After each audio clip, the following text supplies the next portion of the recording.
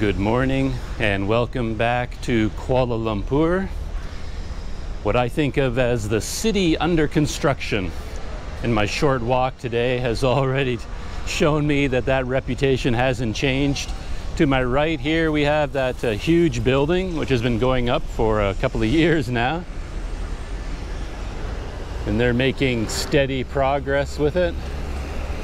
And on all the buildings that are going to be connected to it.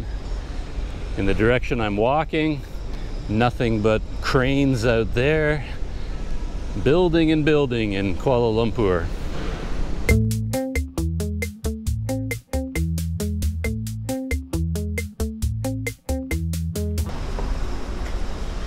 Yes, it's the city of construction, but for me, it's also the city of shopping. Every time I come here, I seem to embark on these shopping expeditions. And this trip is no exception. While I was in Myanmar, certain things started to fall apart. My sandals in particular. So at some point I have to head out looking for a pair of sandals. In the old days, I would look for, the really high quality, indestructible adventure sandals. These days though, I'm kind of changing my focus. I'm finding that all of the high-tech, expensive gear, it doesn't last anymore. You spend $100 on a pair of, high-end sandals and they're worn out in a couple of months. So you might as well have just purchased a cheap pair from a department store. At least that's the way I'm thinking. We'll see whether I actually do that or not. And I also need some electronics as usual. I'm heading out right now to the Low Yat Electronics Plaza, because I'm trying to find a specific cage for my GoPro. And tell me if you have this experience, because it's very common for me that I'll need some item, whatever it is, a new tent, a part for my bicycle, something for the GoPro, and I'll find it online. It'll be right there, all over the internet, the perfect item that I need at a good price, but it's there in the internet. It's never out here in the real world. So I can go to 20, 30, 40 different stores and the item that apparently is available out there is not available here. I can never find it in a store to just go to the store and buy it. I always have to order it online. That tends to be my only option. And ordering things online, poses a few problems. One is that these companies are often quite fly by night. You're not sure whether you can trust them or not. You don't know whether you really want to give them your credit card information. And they might say, delivery could be anywhere from 8 days to 3 weeks, some small company in China that's shipping this item. So what, you're gonna sit around for 3 weeks waiting for this little package to arrive from somewhere in China, and you have no idea whether it's gonna get there or not, because your address is some random hostel in Kuala Lumpur, because I don't have a residence, I don't have a house or an apartment, where these things can be shipped to. So there's all these issues in terms of ordering things online. So, just in case I can avoid all those problems, I thought I'd just take a walk to Low Yat and go up and down all the escalators, go to all the electronics stores, and see whether anybody by any chance is carrying this special case that I'd like to get for the GoPro. I doubt they'll have it, but I don't know.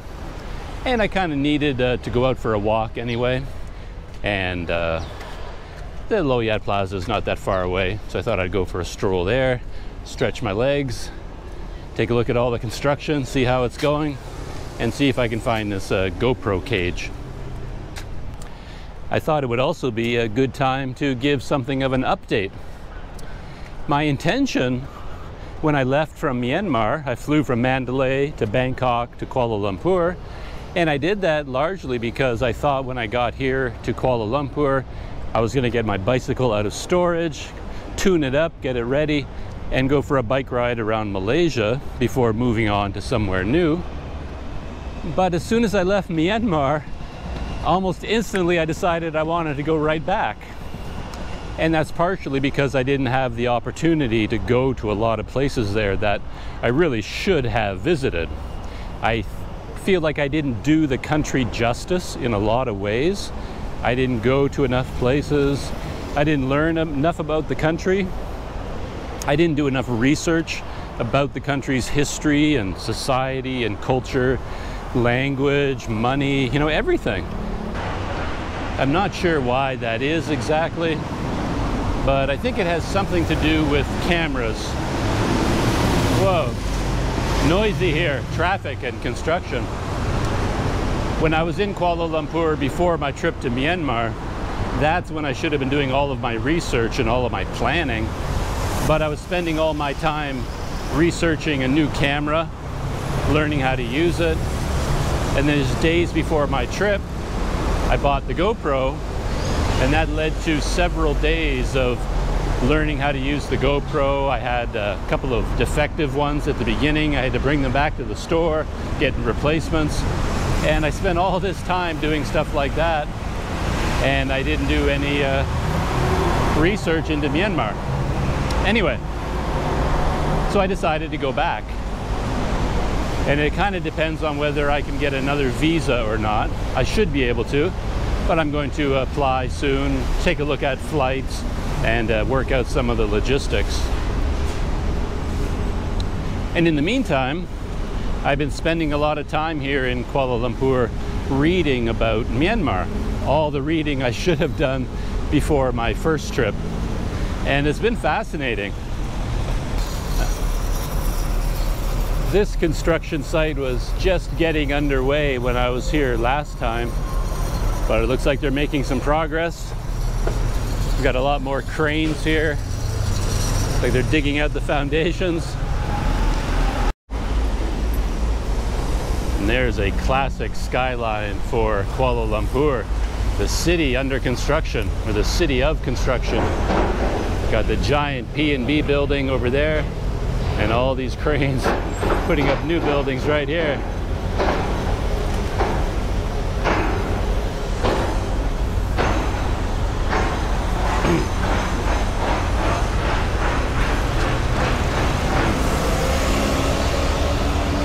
So I've been busy planning a return trip to Myanmar, deciding on all the places I want to go, reading a lot about the history of the country and about the geography in general.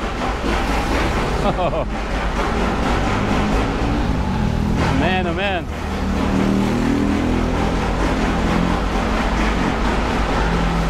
I don't know how much of that banging is showing up on this microphone. It is loud. I can't even hear myself speak.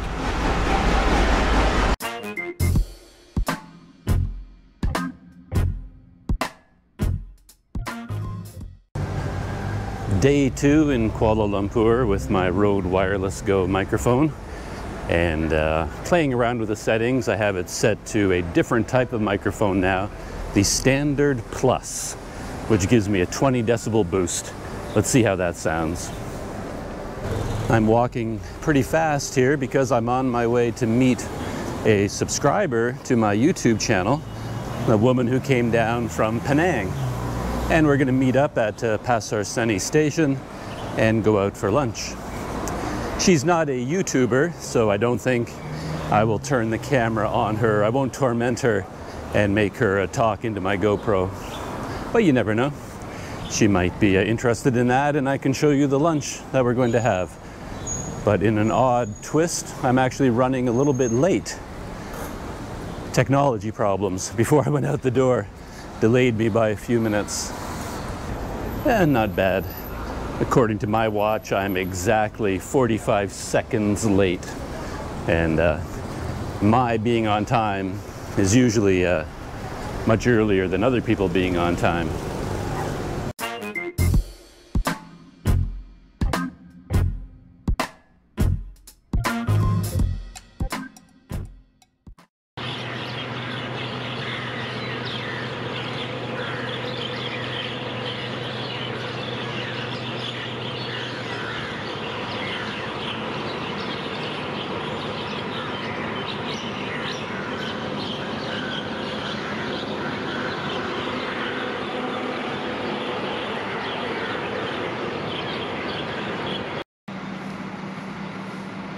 This is what happens when you park your tour bus underneath the bird tree across the street all night.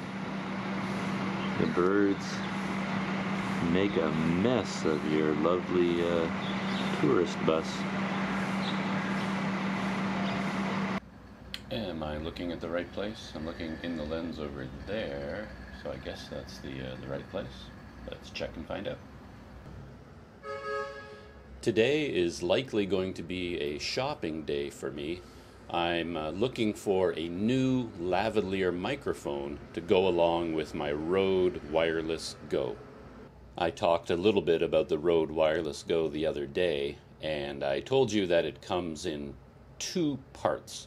There's a receiver and a transmitter, and the receiver is up here on top of the camera, and you use this bright red cord to plug it into your camera. And the transmitter is what I'm holding here in my hand, and it has a built-in microphone. So in order to record sound like this is all you need. All you need is that receiver and this transmitter, and you're good to go.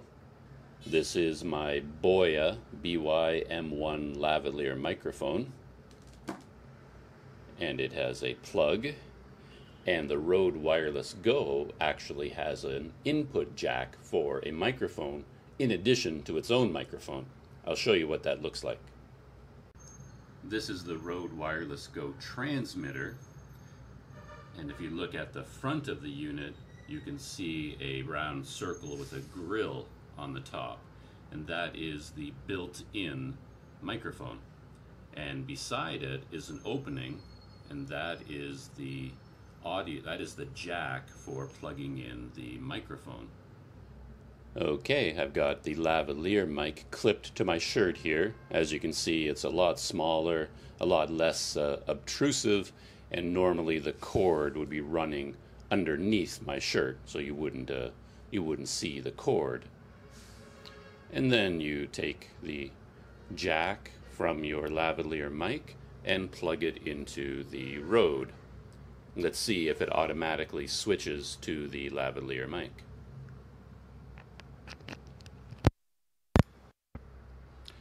It's plugged in now, and looking at the screen on my camera, I still see an audio input. The levels look good, so I believe it automatically switched over to the lavalier mic.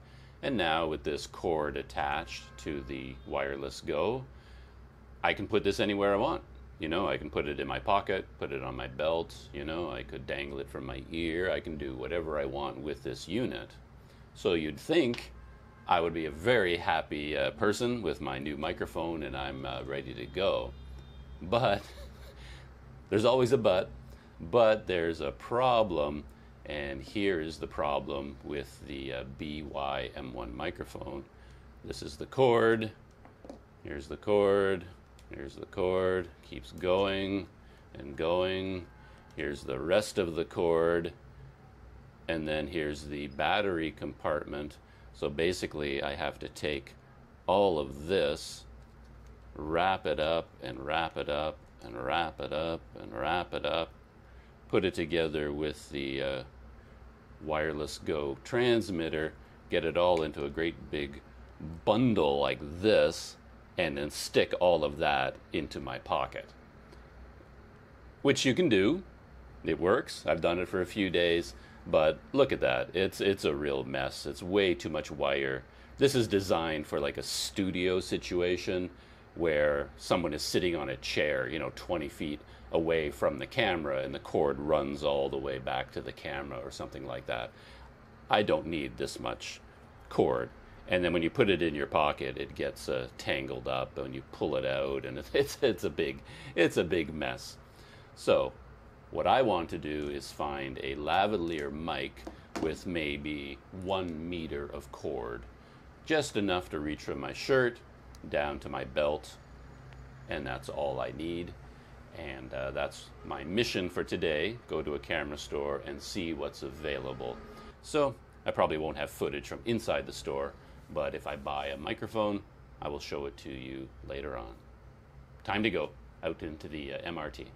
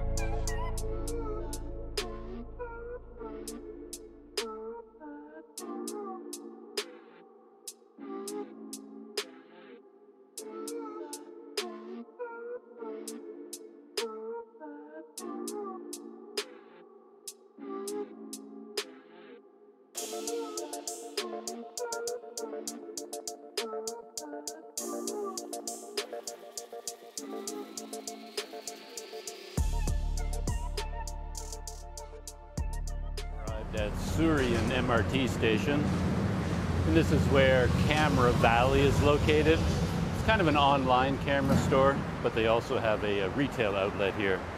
It's actually where I bought my Panasonic G85 a long time ago, or it feels like a long time ago now. I tend to be a very loyal customer if I go to any kind of a store and I get friendly and helpful customer service.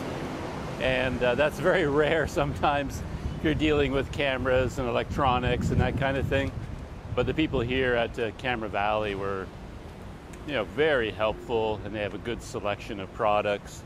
So I tend to come back here whenever I can. That is Surian MRT station over there on the Sungai Buloh line. And it's such a contrast with the monorail line that I was on before. This brand new line, very high tech, very reliable trains. I've been out here lots of times. And over there on the left up high is the yellow sign for Camera Valley.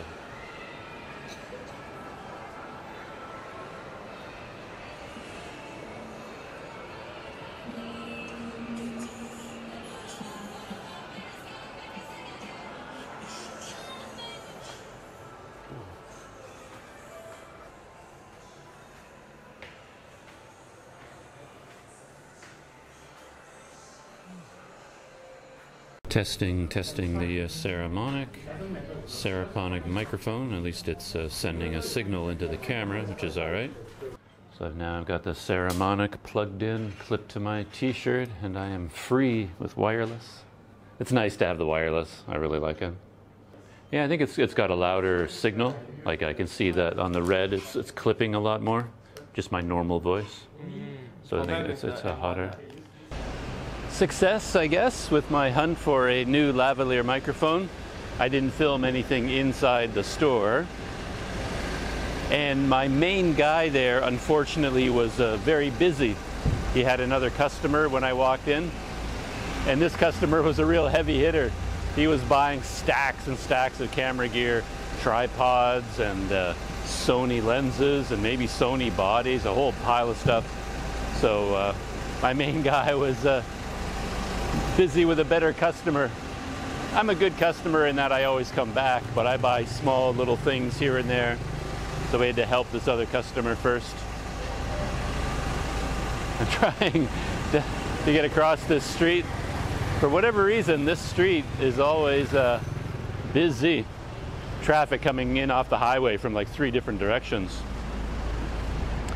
And my shopping experience, to be honest, reflected that I didn't get the good sales clerk, because I had one question. Basically, I wanted to buy a lavalier mic that had a short cord, like 1 meter long. And I knew the SmartLav, the Rode SmartLav Plus, had a short 1 meter cord. So I said to the guy that ended up helping me, because my guy wasn't available, and I said to him, you know, yeah, I'm looking for a lavalier mic with a short cord, about 1 meter long. And I knew the SmartLav had such a cord. And he went away and he came back with the Aperture Lav mic. It's like A+ aperture, something like that. And he said, that's what we have, that also has a short cord. And I know all about that mic, and I don't like it, and I didn't really want that one. So those are my only 2 choices, you know, the Rode, really expensive, or this Aperture A-Lav, which wasn't suitable. So I wasn't entirely happy. And I'm wondering, okay, do I want to spend the 350 ringgit on another lavalier microphone? And then while I'm sitting there wondering, my guy, who was helping the heavy hitter, the big shopper, he walked by and he had been listening in on the conversation. He says, well, we have another one. And he went back to the counter, the display, picked up a Saramonic lavalier mic, put it in front of me and said, this one also has a 1 meter cord. And that's the one I bought. It was perfect for me. And it was cheaper, 179 ringgit. Plus I don't need an adapter for it. I don't need a battery. You know, it was like the perfect lavalier mic They had it right there on the display, but the sales clerk who was helping me, he didn't present it as an option. I told him exactly what I wanted, and this microphone fits my requirements perfectly, but he never bothered to show it to me. So yeah, a good sales clerk can make a huge difference. And unfortunately, my guy, the good sales clerk, was not available today. And I waited for quite a while in the store. You know, I like hanging out in camera stores. So I was just sort of hanging out and chatting with other customers about what they were buying. You know, I think I'd be a very good sales clerk. But my guy never became available because the big shopper was buying so many things, and he was in there even longer than I was. So I eventually had to buy my Saramonic microphone from the other sales clerk. Oh, and I'm using it right now, by the way. So the audio you're hearing is from the new Saramonic.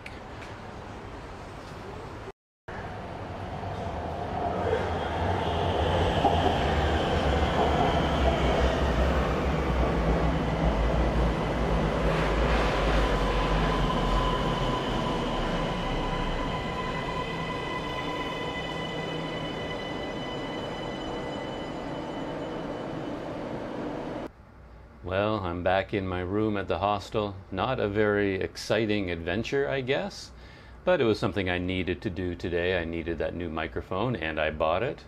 I have it right here on my shirt collar. Looks very similar to the microphone that I had, the Boya, except that it is higher quality, as far as I can tell, and the cord is the important part. It's like the cord is like 1 meter long, goes from here to my pocket, and that's about it. And that is a lot better than this giant mess from the super long Boya microphone. This is the packaging that came with it. It wasn't packed in very fancy packaging, just in a kind of a small plastic bag. It is a Saramonic SR-UM10 M1. And it cost 179 ringgit. And it's different from the Boya also in that it doesn't require a battery. The only thing that I was worried about is what you see on the other side of this card. Let me turn it around.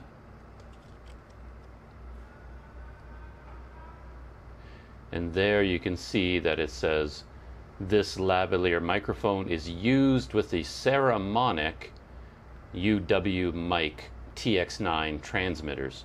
So this microphone was specifically made to pair with the Saramonic wireless unit.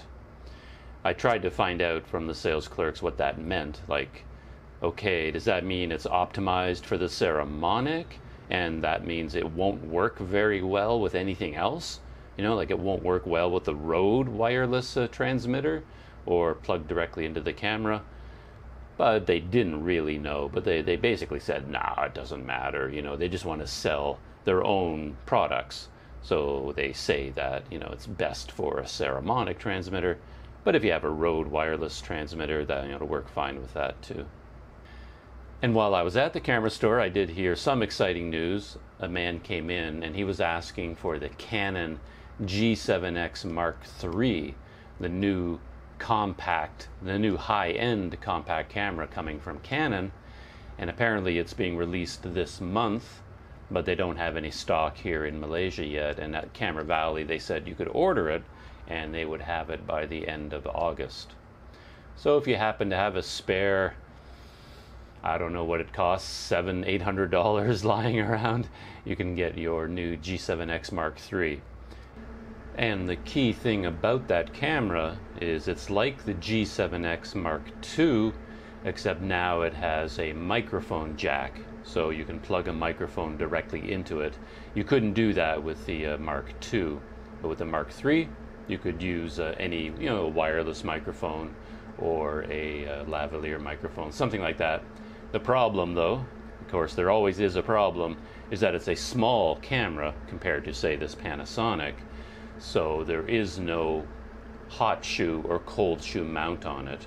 So even if you had one of these Rode wireless Go's, you can't now mount it on the G7X3. You can plug it into the G7X3, but there's no way to attach a microphone to it.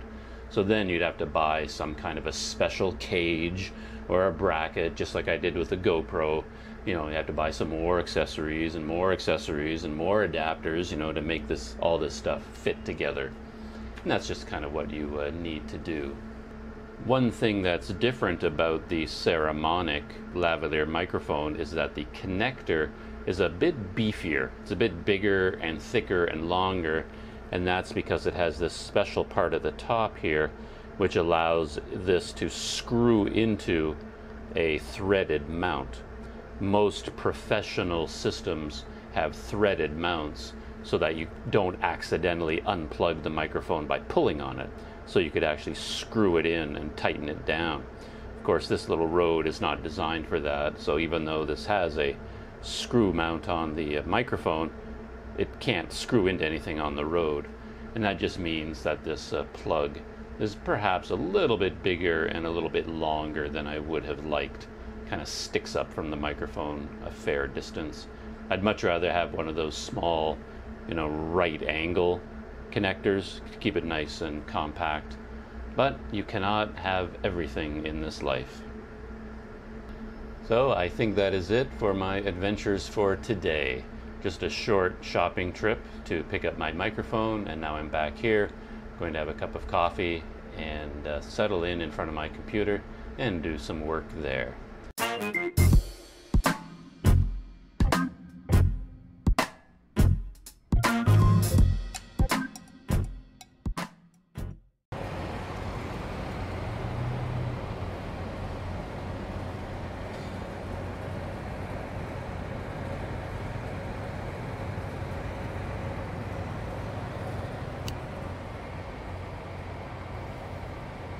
Good morning and welcome to another day in Kuala Lumpur. I'm standing in the window of my guest house looking out onto the not so busy street yet. We've got some buses rumbling and cars, motorcycles, people going to work. And we have some backpackers down there. Perhaps they're heading to the Travelodge.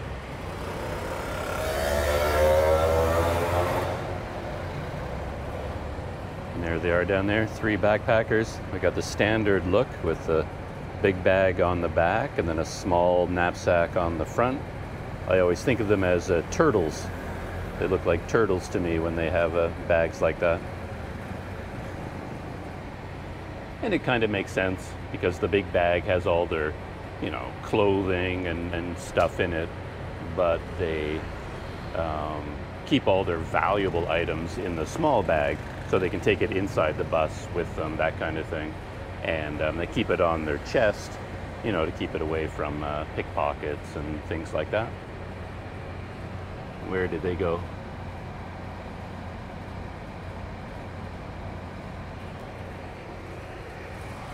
Oh, and there they are there. They're actually heading into the Travelodge. They walked right by it, but then they turned around and came back.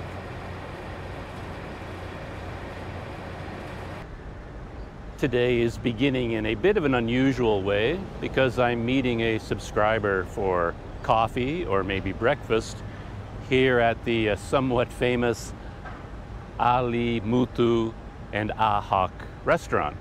This restaurant is styled on a typical Malaysian kopitiam, and as you can tell from the name, they serve Malay, Indian and Chinese food.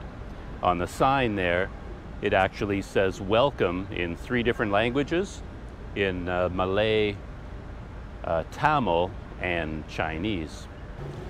I think there is something special about those names, Ali, Muthu, and Hock, but I'm not quite sure what they are. They might be traditional names used in Malaysia, kind of like in English our Tom, Dick, and Harry.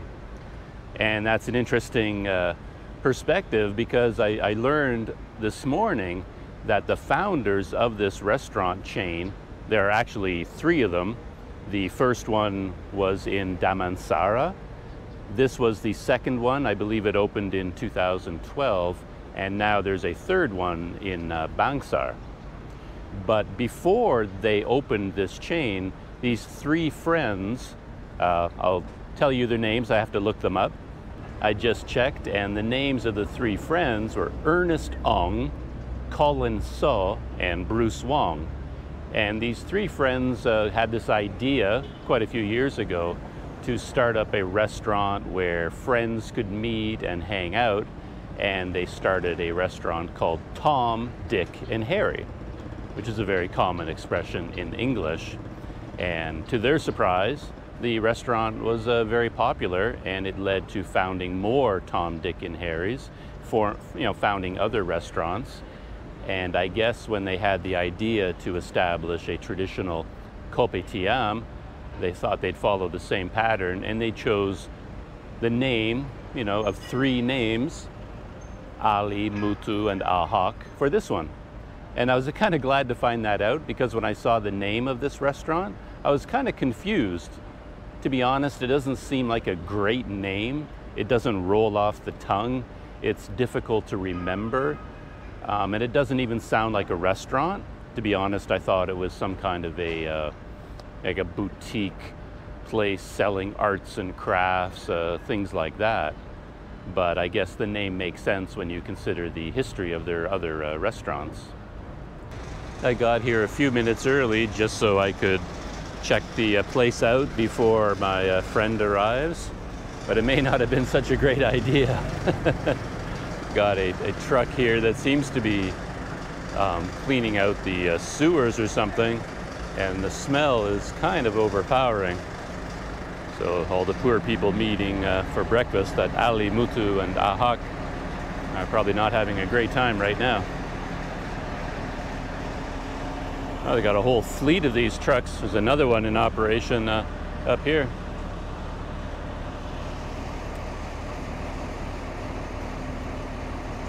I'm going to head in and take a closer look at the graphics that they have for this restaurant. So here is the welcome sign, like I said, in 3 different languages.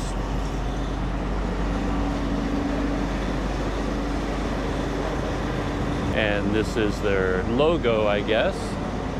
The picture of, I guess, Ali, Muthu, and Hock.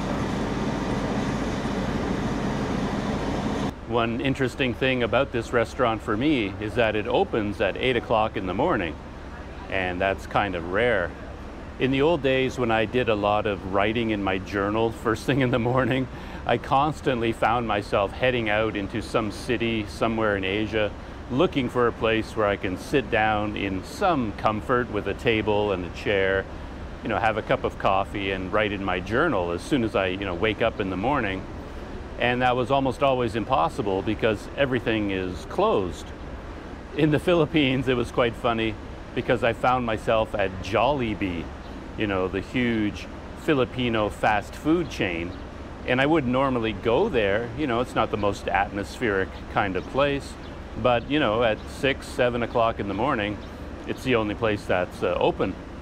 And if I were doing that here, I might come here to Ali, Muthu, and Hock because they open at 8 o'clock. A lot of the other places I know about, they open at 11:30, as late as that. And I constantly find myself waking up in the morning, heading off into some city to do things. I'm eager to get things done, and I'm always way too early because nothing is open yet. So I kind of have to wait until mid-morning. But this place is waiting for you by 8 in the morning. You can come and have your cup of coffee here.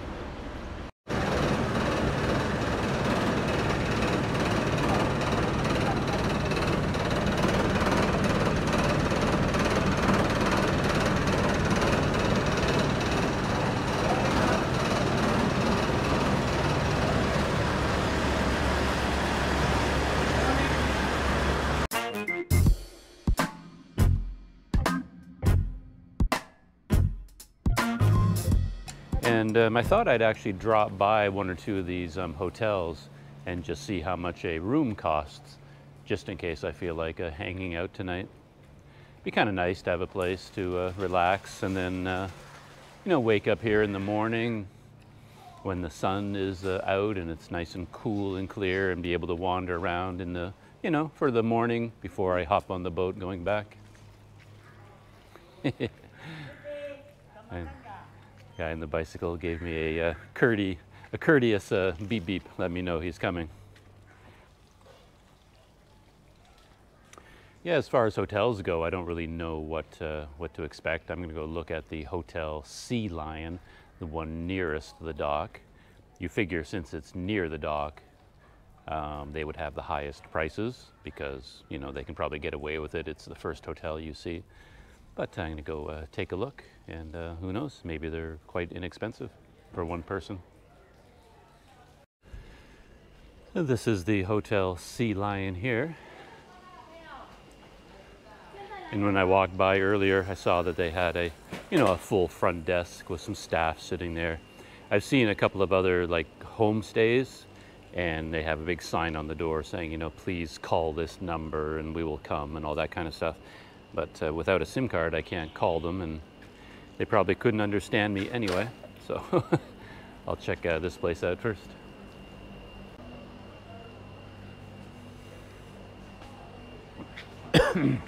Hello. Yes. Just came to see how much a room was for one person. One person is 88. 88? Yeah, 88. Okay. Do they stay here? I don't know. Maybe I go back to Kuala Lumpur or maybe stay here tonight. It kind of depended on the price and everything. You can take this card, and when you want to stay here, you call me. Okay. Thank you. Yeah, I'll go walking around. Okay. Well, actually, is it easy for me to see a room? Yeah. Can I see one? That would be great. Okay. Room number 2, this way. Okay.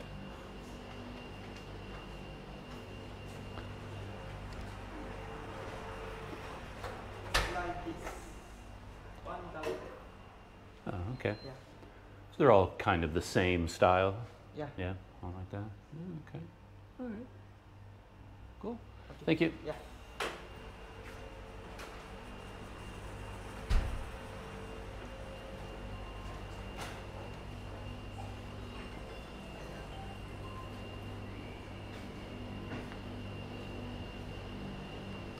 So the rooms there they don't really have like a single room for one person, but your basic double room was 88 ringgit, which I think if you're here on a holiday, that would be absolutely fine. I saw the room, standard bed, standard bathroom, standard air conditioner, nothing great about it, nothing terrible, just a room.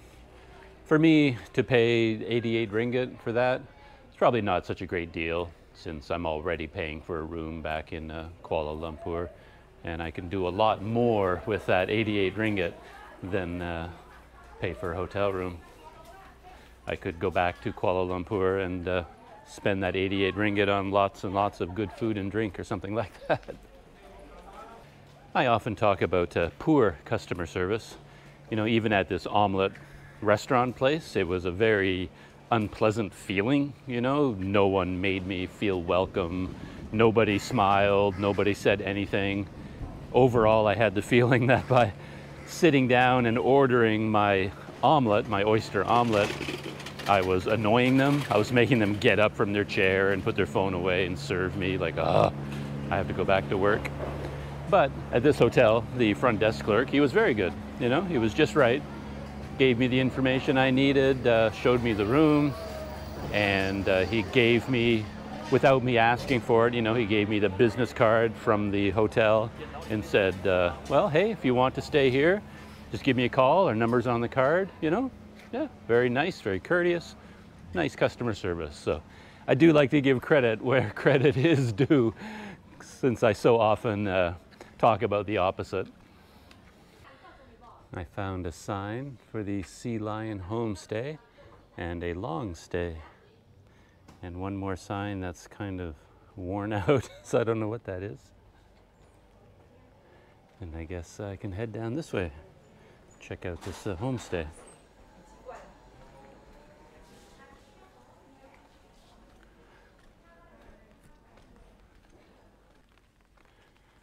I think this is one of the homestays. Yeah, this is the long stay here.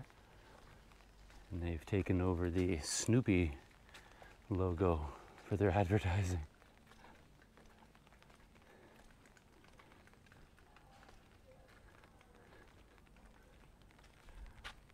It looks quite nice, and looks like they have air conditioning for each of the rooms. There's a little air conditioning unit outside each set of windows there.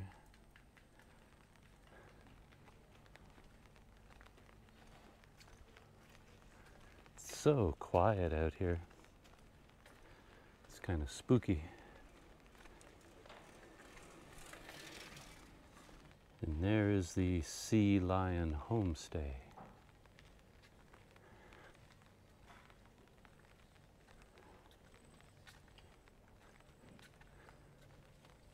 I don't know if anybody is here. Everything is closed and locked.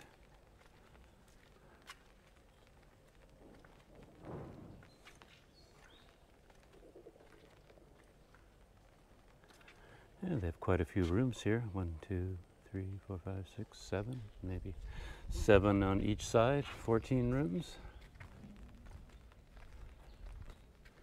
But not exactly a welcoming vibe if you can't even get through the front door here.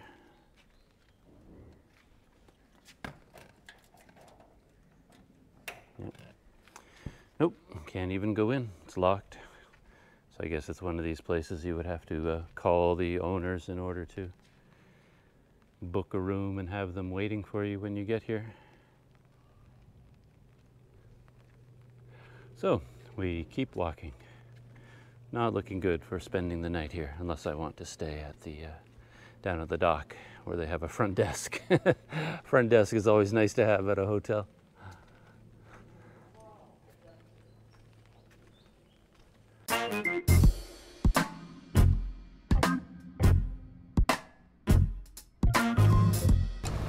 I'm on the GoPro for the rest of this trip, as short or long as it is, because all my Panasonic batteries ran out of power. I need more batteries for the Panasonic, apparently. 3 is not enough to get me through a day. Crazy. This is kind of a test of the audio. I have the Panasonic set to -12 dB this time, and I moved the microphone down a little bit. I don't have it right on my collar. I have it clipped to my shirt, kind of below my collar, where it would be if I was wearing a shirt with buttons. So I'm just curious whether whether my voice is crackling here. I'm speaking as I would normally outside, I guess, a bit louder than inside. I'm using my outdoor voice.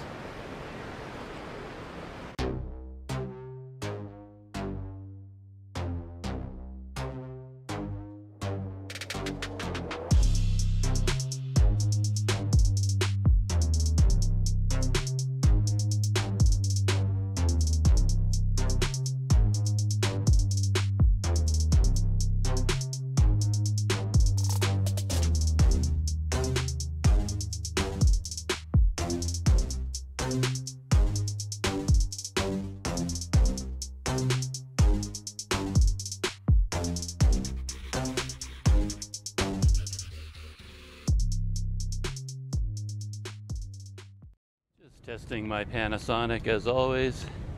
I haven't changed the settings at all, so we're still at -12 dB. Microphone sort of top of my chest rather than on my collar. And I'm shooting in C1 custom. I have that set to aperture priority, and this is the largest aperture, I think, f3.5. And I've got it on the Siru tripod. Curious what this sounds like and what it looks like. I was going to get very excited because I found direct imaging and sound, a sign for it anyway, Nikon, Canon and everything, but everything looks closed. Gonna have to walk around the corner and see what's going on. Maybe there's another entrance, at least I hope so. I did find direct imaging and sound. It wasn't easy. It's one of these professional places that doesn't deal with regular customers coming in off the street. So there's no storefront. All there is a door with a big steel grate on it. And when I looked inside, I saw a sign the sign that I dread the most said something about, you know, we are on break from 1 o'clock till 2 o'clock or whatever. And it wasn't 1 o'clock yet. But normally I have the knack of showing up at these places at the exact time that they take a break. So I thought that's what was happening here, and there'd be no way of going inside. But I did see a kind of a doorbell, so I rang the doorbell and the door popped open. I had to climb up 3 flights of stairs. It really did not look like I was going anywhere that would do me any good. And then I did finally find a showroom. But again, it wasn't a regular commercial showroom. It was more like a professional shop. You know, it's like they had a whole bunch of clerks sitting at desks handling orders, you know, ordering things in and shipping high-end professional gear. It's not a place that was set up for someone like me. But I went in and, yeah, chatted with the guy for a while. And as usual, I had the impression that I was doing something really dumb. To me, it just seems absolutely logical what I want to do, and yet no one there had ever heard of anyone attempting to do this, nor could they think of any reason why you would want to do it. Oddly enough, the experts offered solutions that I knew were impossible, so I actually knew a bit more about it than they did. For example, they said the only way to do it was to have one transmitter and have 2 receivers on the camera, and each receiver feeding into a different camera. And that makes perfect sense, except with the Rode Wireless Go, you can't do that. You can only pair one transmitter with one receiver. So if you want to have 2 receivers, you have to have 2 transmitters operating at the same time, which means 2 microphones, and that's pretty insane. And all I really wanted to do was like buy a Y splitter or something like that. And oddly enough, or as always happens, they didn't have anything like that. No Y splitters at all, no adapters of any kind. And the only thing he could offer me was that, well, you know, we don't have anything like that. You have to order it online. And I hear that all the time, you know, the whole story of you have to order it online. You know, we don't stock it. It always annoys me a little bit because you're a store selling audio, visual, photography equipment. Carry stuff for customers, you know? And it's almost like they've given up the battle. I mean, they won't even stock anything anymore because they just given up the battle to online sales. Anyway, this morning I couldn't find my Y splitter. I tore my room apart, looked in every bag I could think of, and I could not find my Y splitter. So I actually have to head out to my favorite shop and buy another one. So it's funny though, all the experts, they kept telling me that, you know, using a Y splitter like that is not a good idea. It damages the signal, it degrades the signal, it does this to the signal. And yet I have to keep telling them that, well, I did it and it worked fine. So yeah, it's just the way things go.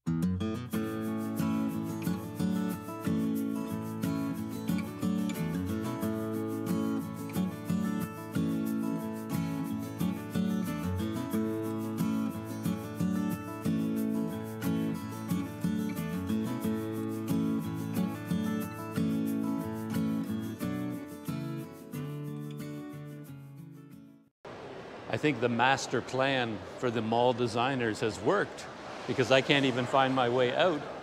I can't, now that I'm deep in the mall, I haven't been able to find an exit that gets me out to street level. So now I'm wandering around the mall. Oh, I see some windows. Maybe there's a door out onto the street this direction.